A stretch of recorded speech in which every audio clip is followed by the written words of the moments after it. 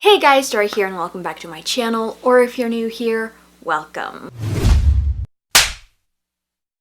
Today I'll be doing my August wrap-up. Now I wanted to talk about some things I'm thinking of changing on my channel. I will no longer do TBRs and wrap-ups. TBRs, I rarely ever stick to them and I just feel like I'm adding more pressure to myself to read those books. And for wrap-ups, just talking about books I've read at the end of the month, I feel like it's just too much for me. So I may do a recently read every 2 weeks and that way I don't feel overwhelmed. That being said, let's get into the books I read in August. The first book I read was Wilder Girls by Rory Power. I read this for the Barnes & Noble YA Book Club. I no longer have the ARC because I returned it to work, but I'll put a picture right up here. In this book, we follow our main character, Hetty, and she goes to an all-girl boarding school. Then all of a sudden, all the teachers end up dying, and all of the students get sick. Because the outside world didn't know whether this disease was contagious or not, they decided to quarantine the school. Nobody was allowed in, and nobody's allowed out. Then one day, Hetty's best friend disappears and Hetty decides to venture out into the deep forest and break quarantine to find her. I gave this book a 78%. I was very disappointed in the story and it wasn't at all what I thought it was going to be. I never read Lord of the Flies, so I'm not sure how much in comparison it is to it. The way it was sold is, oh, there's this disease and if you get it, you die or you turn into stone or you get these weird body attributes, and it wasn't that at all. I feel like it was all a conspiracy that was going on at the school. It was more like they used the school as a ground zero for some kind of research. Nothing came to me as a surprise. Everything was very predictable. There were some really great scenes. I just felt the story to be plain. I also heard that this was a female-female relationship book, and as for that aspect, the female-female relationship wasn't given justice. Other than having one scene, that was it, and then they never brought it up again. They never talked about it again. Nothing happened. I just felt like this book was sold to me in a different light, and maybe I had high expectations, or maybe I had a different idea of what the story was going to be about. Next, I have Girls of Paper and Fire by Natasha Ning. I gave this book a 97%, and my favorite quote is, "I know what it means to dream about the past, to dream about the things you have loved and lost." This book was just a joy to read. In the story, we follow our main character, Lee. She lives in a small village in the town of Ikara. After the royal guards kidnapped her mom one year during a raid, Lee has been traumatized ever since. Then one day, the royal guards arrive at her small village and tell her that she has been chosen to be a paper girl. Now, a paper girl is a group of 8 girls who become the king's concubine, like sex slaves. While at the kingdom, Lee finds love. Paper girls aren't supposed to have relationships with other people because they belong to the king. So Lee has to decide how much she will lose at the cost of fighting for her freedom and for her love. I loved Lee's development in this story. She has always been a strong, independent woman, and just watching her come to that realization towards the end of the book made me feel all giddy and do a fist pump in the air like, yeah, Lee, you've always been this girl. You just needed to let her out. My issue with Wilder Girls was the female-female relationship wasn't given justice, but in this book, the female-female relationship is fantastic. I absolutely loved how it started. I loved that it was first out of attraction, and I love watching Lee come to the realization that, hey, I'm in love with the girl. So it was just a beautiful moment. The relationship just felt natural. At first, I thought it was just gonna be a insta-lovey kind of situation, but it wasn't. The only thing I have about this is that Lee, I can't really explain the scene to you guys because it is spoilery, but just know that they never DTR'd. They just assumed they're together and that's it. There is a trigger warning that says, please be aware that this book contains scenes of violence and sexual assault. And sometimes when I was reading the violence, it was very jarring because I would be like,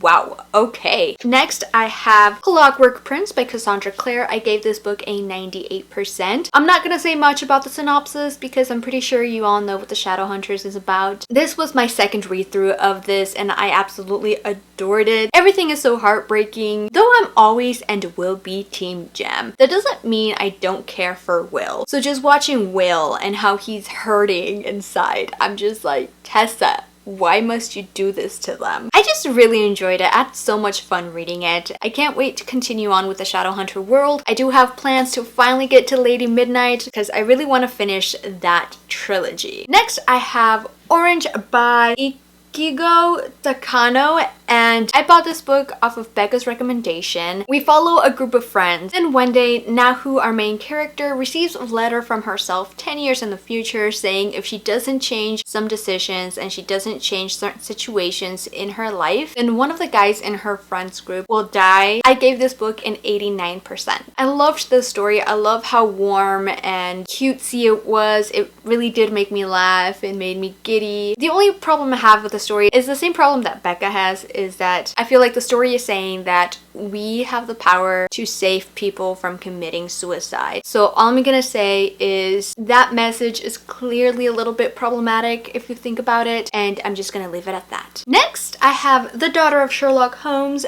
by Leonard Goldberg. I gave this book an 80%. In this book, we follow John Watson and his son, John Watson Jr., and they are recruited by the sister of a man who fell to his death from a window. Now, the story that's been circulating around is that he killed himself, but two of the witnesses come forward and say that is indeed wrong. The guy did not kill himself, he was pushed out the window. And these two witnesses are Joanna and Johnny. Joanna has a very keen mind, and it helped her out in her career as a nurse. But one of the secrets that Joanna is harboring is that she is indeed the daughter of Sherlock Holmes and Irene Adler. When Dr. John Watson and John Watson Jr. meet Joanna, they ask her to join their little detective group. Together, all three of them decide to investigate to figure out the truth behind this man's death. I love Sherlock Holmes, as you all can already tell by now, and I was very excited to read this book, and I was a little bit disappointed as well. I gave this book an 80%. It was a bit slow for my liking, and there wasn't much of a mystery to solve. We already knew who the killer was. All they were trying to do is gather evidence against the killer. I guess what I was hoping for was more of a mystery where they're like, oh, we don't know who the killer is, but instead I got the mystery aspect of how he did it, why he did it. I was very disappointed in it. Was hoping for something else. I was entertained. There was this piece of clue that really got me on my toes. I was like, oh gosh, I'm going to figure this out. Other than that, I feel like the story was okay. I'm definitely not going to continue on with the series. I believe there are 4 more books or 3 more books in the series. Definitely not going to continue. The last book I read in the month of August was Cinder by Marissa Meyer. I gave this book an 87%, and this was my second read through of this book. The first time I read it, I gave it an 83%. It did go a couple percentages up because I enjoyed it more this time around, and I was more invested in the storyline. In this book, we follow Cinder, our main character, who's a cyborg. The world is New Beijing, and in this world, we do have a disease that's killing off the citizens. Now, the prince has a doctor searching for a cure for this disease, and when Cinder's little stepsister contracts the disease, her stepmother blames Cinder for her daughter becoming sick. So in return, Cinder's stepmother volunteers Cinder to be part of the cyborg group that's helping find a cure. Cyborgs don't have as many rights in this world, so that's why Cinder's stepmother had the right to volunteer her for the research. That being said, I do have plans to continue reading the series. I want to finish them whenever I finish them, 1 book a month, and I was really invested until that end when the prince, he was a little snot-faced. Anyways, that's besides the point. The characters were fantastic. I really loved the banter between Cinder and the prince, and it definitely had that feel of Cinderella, so really enjoyed it more this time around. Those are all the books I read in the month of August. Let me know down in the comments below. Have you read any of these books? And if so, what did you think of them? Thank you guys for watching. Please make sure to give this video a big thumbs up if you liked it, and subscribe if you want to see more of